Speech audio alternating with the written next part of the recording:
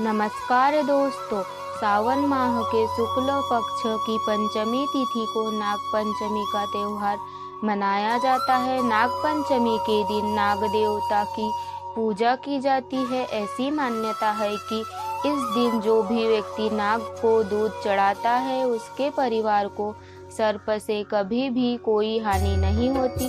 प्राचीन काल में किसी नगर में एक सेठ जी रहते थे। सेठ जी के 7 पुत्र थे और उन सभी की शादी हो चुकी थी। 7 पुत्रों की बहुओं में सबसे छोटी बहू सबसे ज़्यादा विदुषी, सुशील और संस्कारी थी।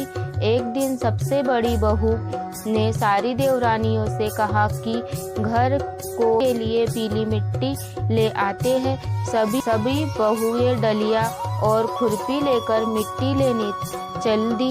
जब वे मिट्टी खोदने लगी तब वहाँ एक सर्प निकला।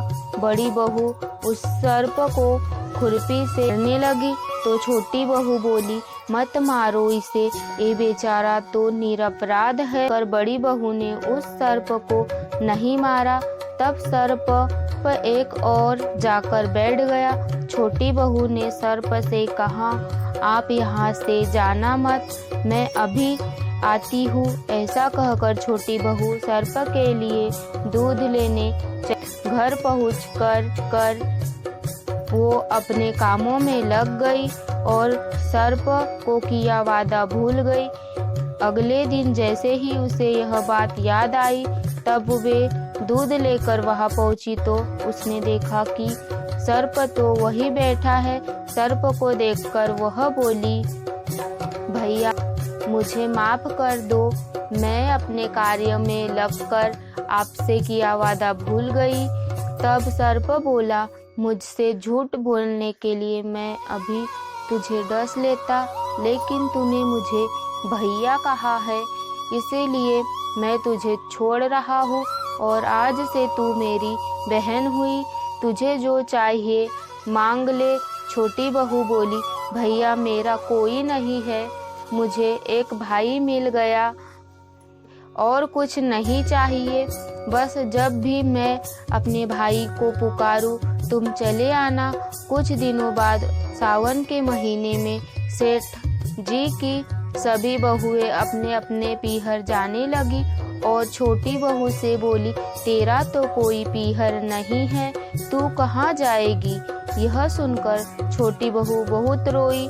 तभी उसके घर उसके दूर के रिश्ते का भाई आया और बोला, मैं इसे लेने आया हूँ, मैं इसके दूर के रिश्ते का भाई हूँ। सेठ जी बोले, छोटी बहू का तो कोई भाई नहीं है। उनको विश्वास दिलाने ने छोटी बहू को सर्प के साथ भेज दिया।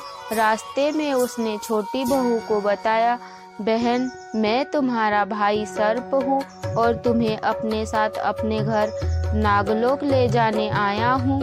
तुम डरना मत, तुम मेरी पूंछ को पकड़ लो और डरना मत, मैं तुम्हें अपने साथ अपने घर ले जा रहा हूँ। छोटी बहू ने सर्प के कहे अनुसार किया। जैसे ही वे नागलोक पहुँचे, नागलोक के धन ऐश्वर्य को देखकर छोटी बहू चकित रह गई। सर्प उसे अपनी माता के पास ले गया और बोला, माता ये मेरी बहन है, इसने मेरी जान बचाई थी और यह हमारे साथ रहने आई है। सर्प की माता ने छोटी बहू को गले लगा लिया। अब वे वहाँ खुशी खुशी रहने लगी। उस समय वहाँ शेषनाग के बहुत से छोटे बच्चे जन्मे हुए थे। वह रोज देखती कि माँ सभी के लिए दूध ठंडा करके घंटी बजाती है।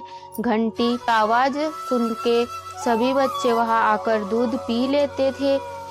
एक माँ से बोली, माँ आज दूध मैं ठंडा कर देती हूँ। अभी दूध ठंडा भी नहीं हुआ था कि उसने जल्दबाजी में घंटी बजा दी।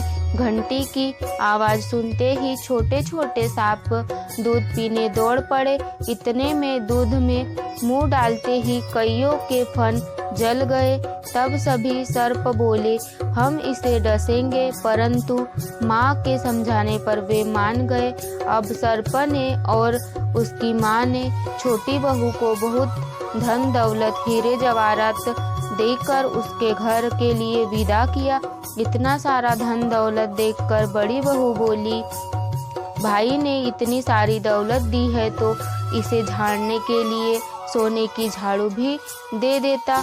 यह सुनकर सर्प ने सोने की झाड़ू भी लाकर दे दी और उसके साथ उसे उसकी माँ की तरफ से हीरे मोती और मणियों का अद्भुत हार दिया।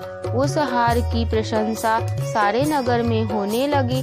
जब यह प्रशंसा नगर की रानी ने सुनी तो उस हार खोने की अपनी इच्छा राजा को कही।